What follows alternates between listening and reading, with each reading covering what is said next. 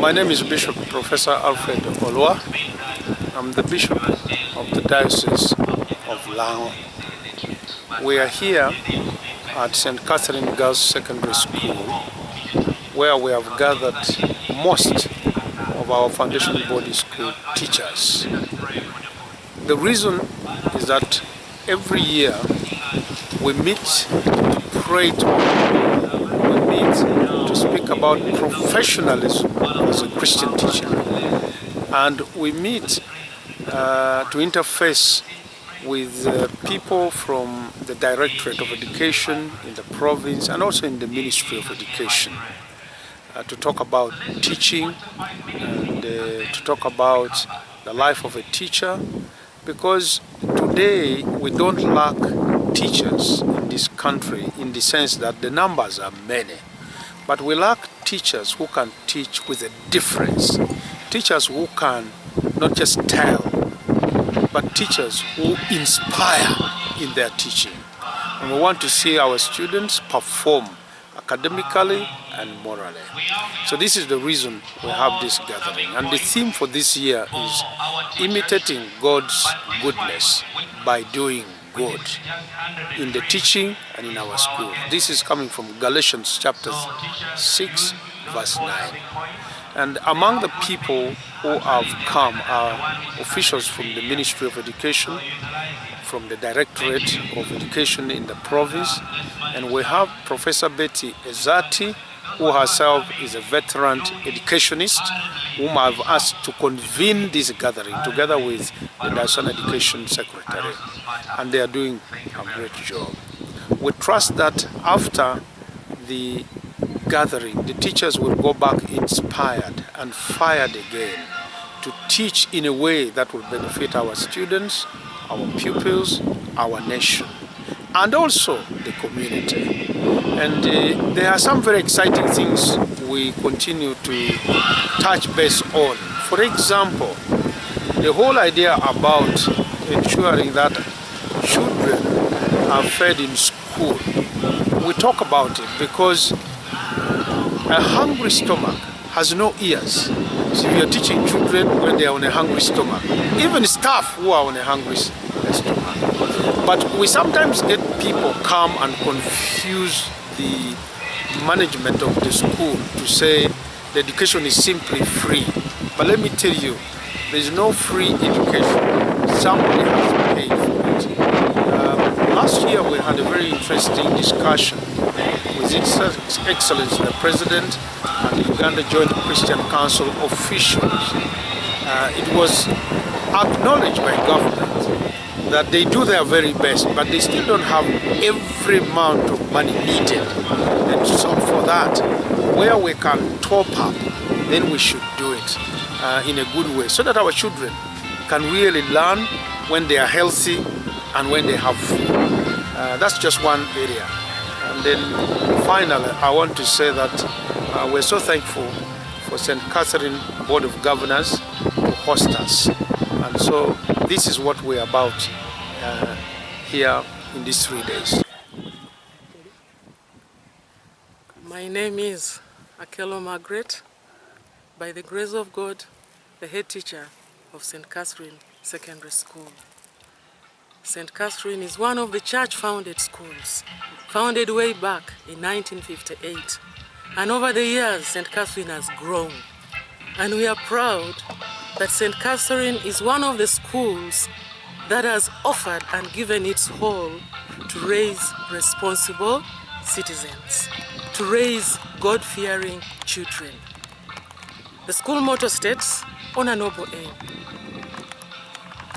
This enshrines a lot about what we value in education.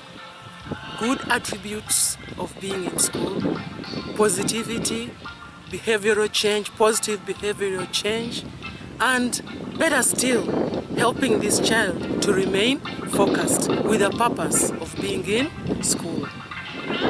As a school, we value the child because this is the future generation. So we nurture them, we inspire them to be children who value themselves first and therefore value the education that they are being offered. We're also proud that this is a purely girls' school. Today, our population stands at 1,380 girls, which is pretty great. Educate a woman and educate a nation. So here we are. We try our best, but there are some challenges that come our way. Amongst the many challenges that hamper the girl child from achieving their full potential are we as parents. What role do we play as parents? I want to thank the parents who have very willingly paid school fees for their children. But paying fees is not enough. It costs more than just paying fees. The parent involvement in the life of this child, the parent's participation in the life of this child, in the sense that we have parents' days, class days, that we invite our parents to come and interact with these children and the teachers, so that one-on-one touch, together we form a triangle of the parent, the teacher at the bottom, and the child at the apex. So when the two, the parent at one angle, the teacher at one angle, and the child at the tip, we are able to support this child to remain focused and remain in school. However, a few things still disturb, and particularly so among some communities that have not moved out of valuing a girl child as a source of wealth. Out there are many girls that have maybe failed to come to school. But we thank the management and administration of St. Catherine that has gone an extra mile to look for these girls, the vulnerable girls who could have enrolled in school, and more so in St. Catherine, and are falling out of school. We have brought them back to school, helped them to fit into school, and lobbied out for sponsorship for them. We want to thank organizations that have come our way to support the girl child. The organizations like African Girls Can, Compassion International, they have gone a long way in helping these girls to keep in school, and therefore this is a big contribution from our partners in the education of our children. Our dear parents, we appeal to you. These children need every member around them. In the past, a child was seen as a child of the community. But today's children are seen as the children of the father and the mother who bore them. So sometimes when they are corrected, some parents take what? Offense. And they think that the child they are denying them their rights. It's pretty good to show love to your child, but also in that love, do not spoil the child. Be available for your child to counsel and guide them. And when together we do it, the sky will be the limit. We shall explore the abilities of these children, and they will harness the most from the environment as they interact with one another responsibly. I want to thank the Diocese of Lango that has thought it so wise to organize a convention of teachers such as this. Remember, the teachers are the potters and the students are the clay. So when the potter is trained, he is able to model that pot in the best shape that it can. He can see the wrong ends, he can turn it right. So when the teachers are brought together here, we are re-energized, we are spiritually transformed, because we have a lot that we learn.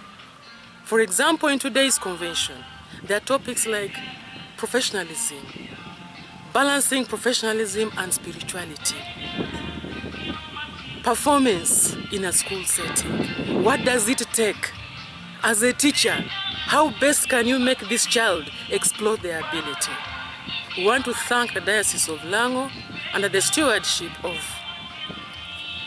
our Lord Bishop, who has thought it wise, together with COHER, that such a program is organized annually, and we are re-energized spiritually and professionally. We thank you so much for sparing your time to come as teachers, but together we can do more. On a noble aim for God and my country. Thank you so much. Thank you. My name is Reverend Dr. Canon Paul Kakoza. I am the Church of Uganda Director of Education Services, and I am here in Lila City, Diocese of Lango, to attend and participate in the annual Teachers Convention, which has been always organized by the Diocese of Lango with the purpose of bringing together teachers and skilling them over a number of issues. So I want to applaud the Diocese of Lango for this arrangement, and I want to mention that this is one of the strategic directions of the Church of Uganda, because Church of Uganda is very interested in education, and we are very central players when it comes to education. We have over 5,000 primary schools, and we have over 600 secondary schools. So when we hear or we have meetings of this nature, we know that the teachers are going to be reminded of their professional responsibility. And we know that the teacher plays a very vital role in the formation of the learners. And as a church, we are offering an education that is holistic in nature. So we are not all about making students cram things and pass exams, but we are also mindful about the value system in our society, which starts from homes and goes to schools. We are mindful of the academic, with the cognitive. We are also mindful about the skills. And who is very central in this area is the teacher, because we know that the teacher spends a lot of time with the learner. That's why the church should always ensure that teachers are reminded of their central responsibility. So this is a retooling process. So we get people that are professional, people that have gathered experience, like Professor Ezati. They come and speak to them. So I want to thank very much the Diocese of Lango for organizing this conference and for the topics, very befitting topics. You have heard we are talking about the policies that the church is promoting within the schools. We are talking about issues of land, because we have had some controversies in some areas, and we are letting teachers know the direction of the church as far as these policies are concerned, the land policy of the church. So we think that by the time the schools start, these teachers are refreshed. They are refreshed in their way of operating. They are refreshed in their ways of teaching, delivering. We are talking about new curriculum. So on the other hand, we are also complimenting the government of Uganda, because you know that some of these directions are engineered by government. For instance, the new curriculum. And it is incumbent upon the church as an owner, as a key stakeholder in education, to complement government by sensitizing teachers on these vital programs, so that the teachers embrace them, the teachers appreciate them, than defying or than not complying, because it is also possible. So these are some of the reasons as to why these conferences are organized, and we come to support dioceses that have taken these initiatives to organize these conferences. There is also the spirituality component, because as I said, that as a church we are offering holistic education. So we do not leave behind the spiritual element, because church schools are established mainly as mission grounds. So we know that teachers are agents of mission. So when they are there, they support the chaplaincy to make sure that as they spend time with these students, with these learners, they also preach the gospel to them, so that they gain or they also attain the spiritual life, which is also very important as they are growing. I'm called Betty Ezate. I have been invited to talk to the teachers during this seminar. Basically been given two topics to talk about. One of them is about teacher professional development, which is basically about the importance of teachers continuously learning in order to improve their skills and subsequently learning of the children. The second topic that I have been told to talk about is about mentoring the younger teachers. So this is about the teachers who are more experienced as they teach in the different schools, trying to mentor the younger teachers who are qualifying from the different institutions. So those are the two topics that I'm going to talk about in this seminar. About professional development, you know, as a teacher, you must be abreast with new things. You must read before you go to class. So professional development enables you to learn more the things that maybe happened in the last, let's say 1 year.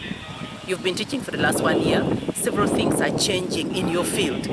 If you don't go for professional development, then you won't know them. And this professional development can be done in many ways. It can be through training, it can be through seminars and workshops like they're having here.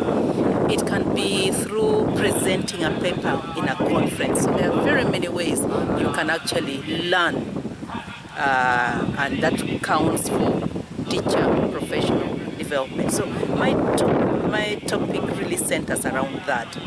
On the issue of mentorship, it's about, I can say, teaching the young teachers on what it means to be a teacher. So it's about supporting them so that they can teach well, so that they can plan well, and can go beyond the teaching line to also sometimes, what does it mean to be a teacher generally? That is what the mentorship topic will cover.